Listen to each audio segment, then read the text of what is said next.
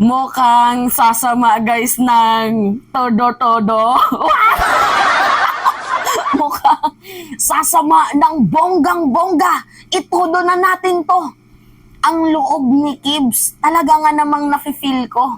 Dahil sa gitna po ng kanyang ginawang galit na pagbibintang sa ating presidente, sa kanyang ginawang galit na paratang sa ating Pangulo at sa First Lady, na ang sabi, ipa-assassinate daw siya nung tinanong po sa mainstream media. Itong si President, abay, tinawanan lang po. Tinawanan lang po ito ng ating Pangulo. So meaning to say guys, nonsense po ang mga pinagsasabi ni Pastor Mukibs. Sa madaling sabi, dapat hindi niya ginagawang palusot ang assassination effect na yan dahil hindi naman daw po totoo. Sinong magtatangkang i-assassinate daw siya, sabi ni President. Sa halip guys, binigyan niya pa ito ng payo at binigyan niya pa ito ng masakit na advice. Yes! So panoodin muna natin guys. Ito yung sabi.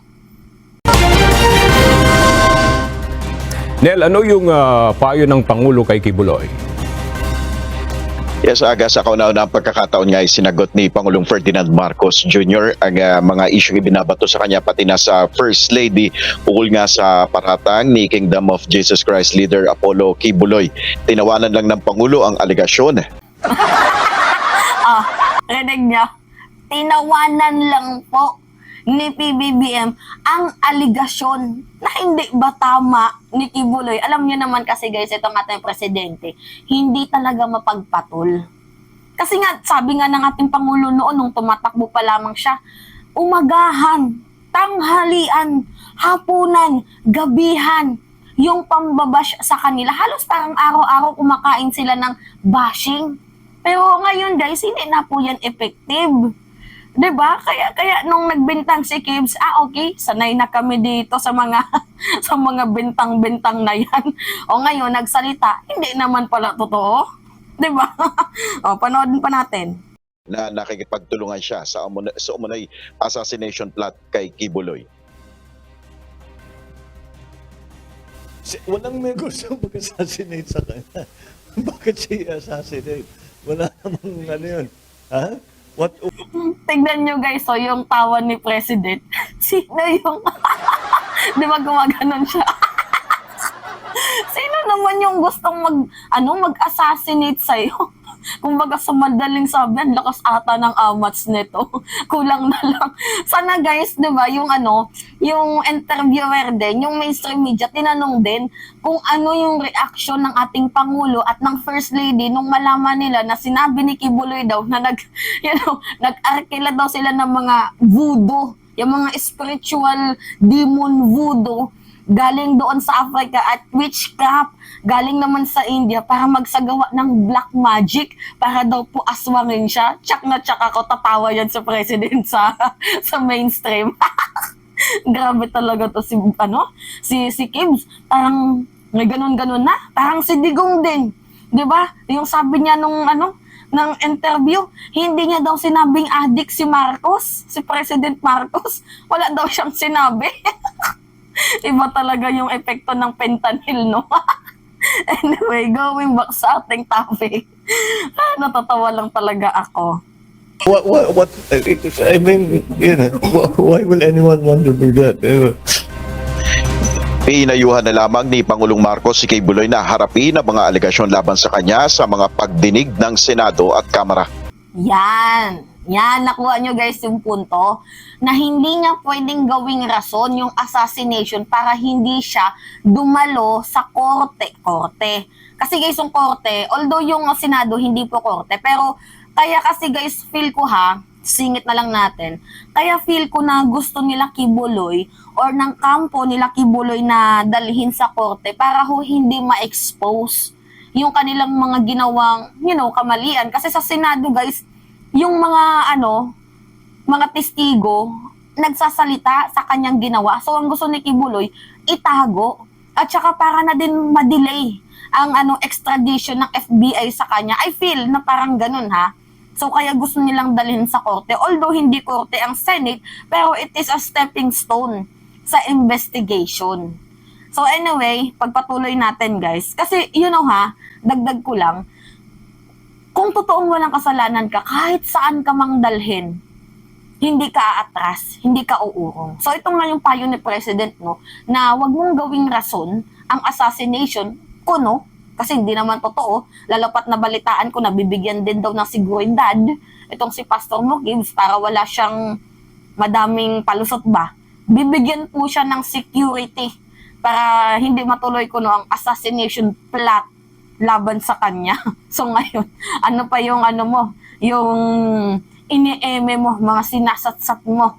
Diba wala naman atang rason na para magsalita ka na ipapa-assassinate ka kung meron ka na, kung binigyan ka pa ng Pangulo ng security. Diba? So walang rason para hindi ka na maka-attend sa March 5. Anyway, going back sa ating topic.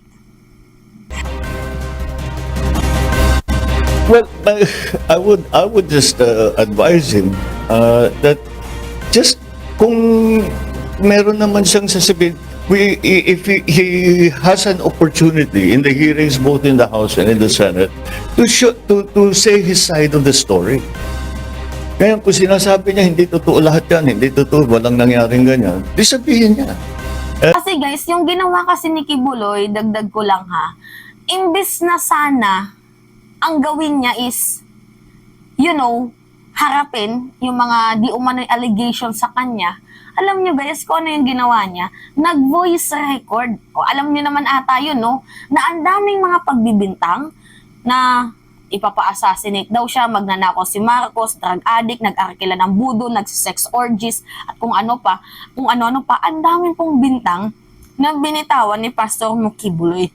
Na instead sana, imbis na palalain niya yung issue, dagdagan ng pagkakamali ng isa pang pagkakamali, dapat sana harapin niya na lang. Yung tahimik lang ba? Sino ba yung putang ng, diba nakakainis yung advisor ni Kibbs, kung binigyan man siya ng advice na mag-voice record, pinapahiya niyo si Kibuloy. Parang, kayo na mismo ang lumilibing at bumabaon sa kanya. Binibigyan niyo ng malalim na libingan si Kibbs. Kasi binabaon niya yung sarili niya eh. Atake siya ng atake, wala naman palang sapat na ebidensya.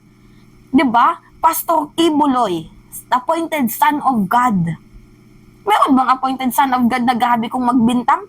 Meron bang appointed son of God na naniniwala sa Diyos at the same time naniniwala sa mga aswang, sa mga ritual? Diba? Pagka ganito, anong mangyayari dyan? Hindi siya sisipot. Pag hindi siya sumip, mapapakontempt siya. O, tapos tuloy-tuloy, mas malaki yung gulo. Diba? Sabi ko nga sa inyo, kung walang kasalanan tong taong to, bakit hindi na lang siya sumunod sa batas? Buti pa nga siya dumadaan sa rule of law and due process, samantalang yung iba. Tingnan nyo itong si Dilima. Diba? For example na lang natin.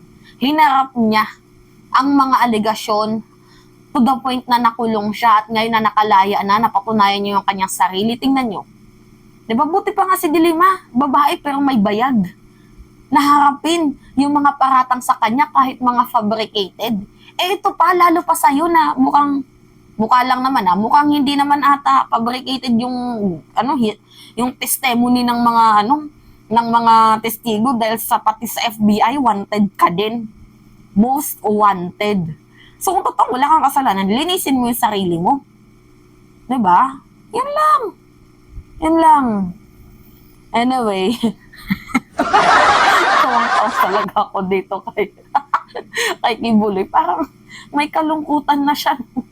Hindi ko alam kung ano yung nagiging takbo ng utak nito.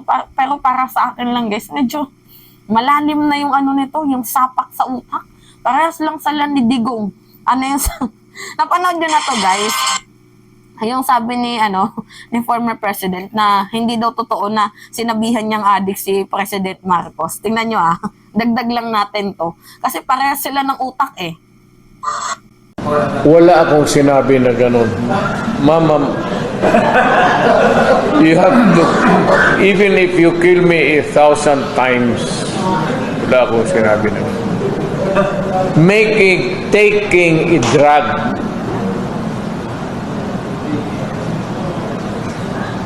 Pero kung sabihin mo, adik, wala akong sinabi na ganun. Patayin ako ni Marcos niyan. Maawa ka naman sa akin. Matanda na ako. Kung sinabi noon, if I can say it for to Marcos, I can say it for all. Ayaw ingnawa kay antibiotic na to o kay aspirin. They're all drugs. It's just nomenclature. Pero wala akong sinabi na pagpatayin ako ni Marcos niya. Takot pa naman ako mamatay ng matanda na ako. O, diba? Parang ano eh, may mga ganun-ganun na ba? Yung pag-iisip nila. Anyway, yun lamang ho guys. So that's me again, si Mima Alicia Yut. Nagbabalik ulit para sa ating panibagong video.